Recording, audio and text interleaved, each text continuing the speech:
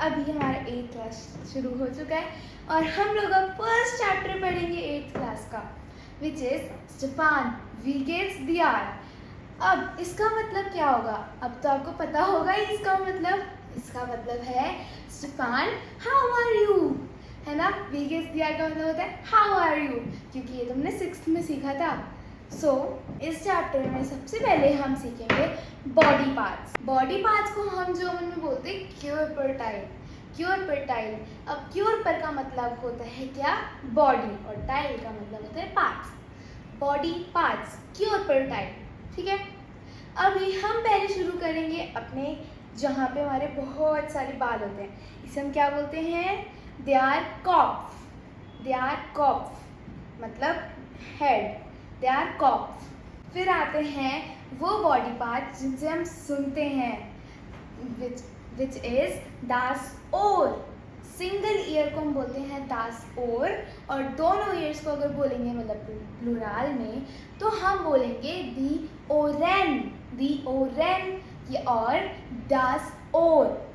अब वो जिससे हम लोग देखते हैं वो होते हैं दास आउगर। दास आउगर, सिंगल आई को हम बोलते हैं दास आउगर और दोनों आईज को बोलते हैं दी आउगेन। ये आपको ध्यान रखना है कि जो भी प्लूरल होता है तो उसमें हमारा दी लग जाता है, और फिर बाकी का तो जो बाद में एन है या उनाउक है वो सब लग, जिससे हम लोग यमी खाना या बाकी चीज़ों को स्मेल कर सकते हैं, उसको बोलते हैं हम दी नाज़र। दी नाज़र, जिसे हम इंग्लिश में थ्रोट कहते हैं और हिंदी में गला कहते हैं, उससे हम जर्मन में कहते हैं द्यार हाल्स। जिससे हम खाना चबाते हैं और जिसे हम इंग्लिश में टीथ कहते हैं, उससे बोलते हैं द्यार जान। द्यार जान, और इसका प्लूरल होता है दी जाना। जिससे हम लोग बोलते हैं उससे हम बोलते हैं द्यार मुंड। द्यार मुंड मतलब माउथ। जिससे हम लोग सेल्फ डिफेंस भी कर सकते हैं, उससे हम बोलते हैं द्यार एलेनबोगेन मतलब एल्बो। जिसे हम इंग्लिश में भी सेम बोलते हैं और जर्मन में भी सेम बोलते हैं, उससे बोलते हैं हम जर्मन में द्यार आम। आम मैंगो वाला आम नहीं, आम वाला आम, बॉडी पार्ट वाला, और इसका प्लूरल होगा दी आर्मर।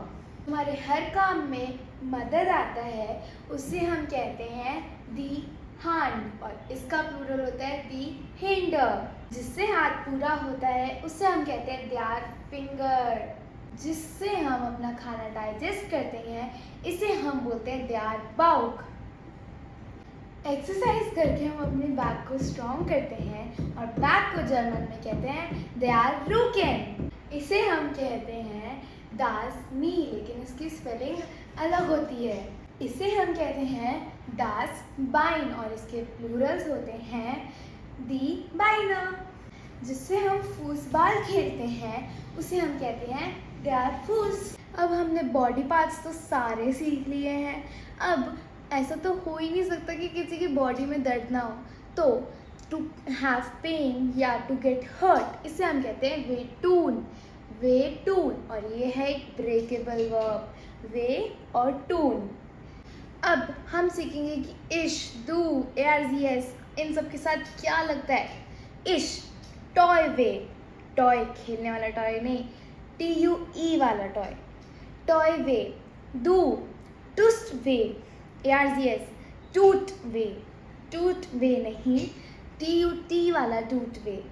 ER उसके साथ भी टूट वे लगता है, और Z उसके साथ टून वे, कार्टून वे नहीं, TUN वाला टून वे, और VR के साथ भी टून वे लगता है। लेकिन आपको बाकी जो इश और जो डू के साथ लगता है वो वाला लर्न करने की इतनी ज़रूरत नहीं है, क्योंकि वो इतना काम नहीं आता, बट आप उसको सीख सकते हो। क्योंकि जब हम टून वे लगाते हैं वो हमेशा हम प्लूरल्स के साथ लगाते हैं, और वो आप सीखोगे। इससे हम क्वेश्चन बनाएंगे कि वाज टूट दियार वे, कि what body part is getting hurt for you, like ऐसे। इसका मतलब ये होता है। अब अगर हमें बोलना है कि माई स्टमक इज हर्टिंग, सो हम बोलेंगे मिया टूट देयर बाउक वे। मिया टूट देयर बाउक वे। अब हमने टूट क्यों लगाया? क्योंकि स्टमक हमारा एक सिंगुलर है वर्ड। और अगर हम बोल रहे हैं कि मियर टून दी आउगन वे, हमने अब इसमें टून क्यों लगाया, क्योंकि ये प्लूरल है वर्ड आउगन, आउग नहीं आउगन। अब हम देखेंगे डाटिव और पर्सनल प्रोनोमेन, मतलब डाटिव और पर्सनल प्रोनाउन। इश के साथ लगता है मियार, डू के साथ लगता है दियार, एआर के साथ लगता है ईम। अब हमने जो इश के साथ मियार लगता है और डू के साथ दियर लगता है, ये तो हमने पिछले मतलब 7th स्टैंडर्ड में सीखा था। अब एआर के साथ हमारा ईम लगता है, एस के साथ भी ईम लगता है, जी के साथ ईआर लग जाता है, वियर के साथ उन्स ही रहता है, इश के साथ भी ऑइश रहता है, जी के साथ ईनन लग जाता है। अब हम कुछ बीमारियों के नाम सीखेंगे।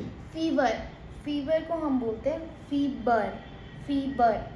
और हेडेक, हेडेक को हम बोलते हैं कॉप्फ श्मेट्जिन, श्मेट्जिन का मतलब होता है टू गेट टू पेन, ठीक है। सो कॉप्फ श्मेट्जिन मतलब हेडेक। ग्रिपर, ग्रिपर का मतलब होता है फ्लू।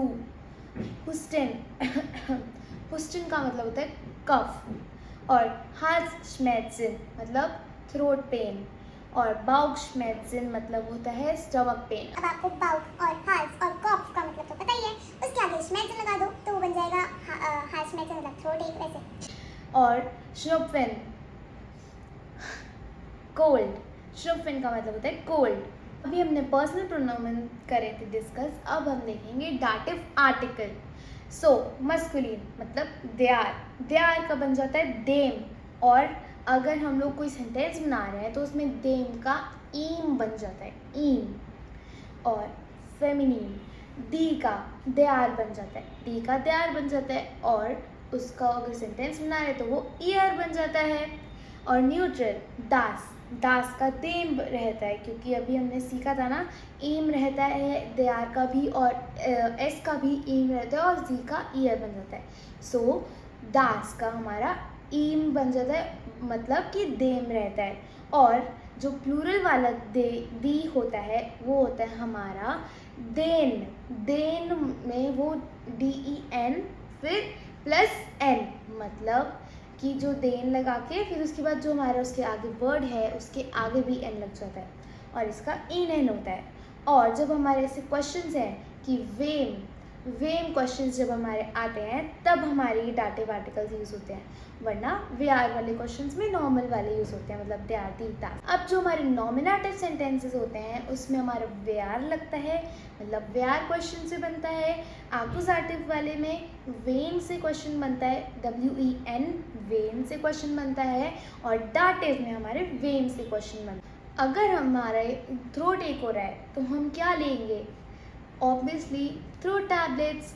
तो हम बोलेंगे इश habe Halsschmerzen und nehme, nehme मतलब टू टेक, जो कि हमने 7th में भी पढ़ा था।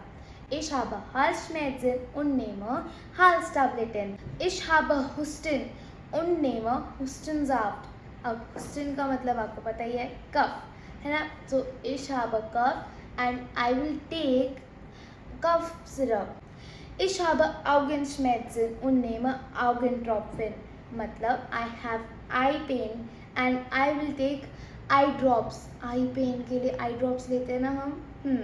Ich habe Schnupfen und nehme Ingwertee mit Honig. अब आप सोचोगे Ingwertee mit Honig क्या होता है? इसका मतलब होता है ginger tea with honey. So I have cold and I will take ginger tea with honey. Ich habe Kopfschmerzen und nehme Schmerztabletten. I have headache and I will take painkillers. Schmerztabletten मतलब होता है painkillers. अब एक नया verb which is schmecken. schmecken का मतलब होता है to taste good, और schmecken के साथ dative आता है, जैसे कि was schmeckt Lukas, ihm schmeckt globuli. globuli एक होम्योपैथिक की दवाई होती है। was schmeckt Lukas, what does Lucas like मतलब what does Lucas like to taste, और ihm schmeckt globuli। अब आएंगे हमारे imperative sentence। imperative sentences हमने 7th में भी सीखे, और जैसे कि मूटी, ich habe Halsschmerzen, मूटी का मतलब आपको पता ही है मदर। सो अगर वो बोलेंगे अब वो डू में बात कर रहे हैं, तो डू के साथ क्या लगता है, निम। इम्पेरेटिव में निम लग जाता है, मतलब इश नेमा डू निम्स्ट, जो कि हमारा पहले 7th में हमने सीखा था ना, ST हट जाता है, वही नेम हाल्स टैबलेटन, और फिर एक्सक्लेमेटरी मार्क लगाना मत भूलना। फिर अगर हम बोलेंगे प्लूरल में, मतलब वी आर और हमारी मदर बोलेंगी कि यू ऑल, मतलब ईयर में बात करेंगे, तो वो बोलेंगी मूटी वी आर, हम बोलेंगे मूटी वी आर हैविंग हुस्टन, तो वो बोलेंगे नेम्ड हुस्टन आउट। इश नेमा डू नेम्स्ट, ARCS नेम्ड, वी आर नेमेन, और नेमेन का वो हमारा इम्पेरेटिव में नेम्ड हो जाता है, नेम्ड, मतलब नेम इनका EN हट के T लग जाता है, और फिर से एक्सक्लेमेटरी मार्क।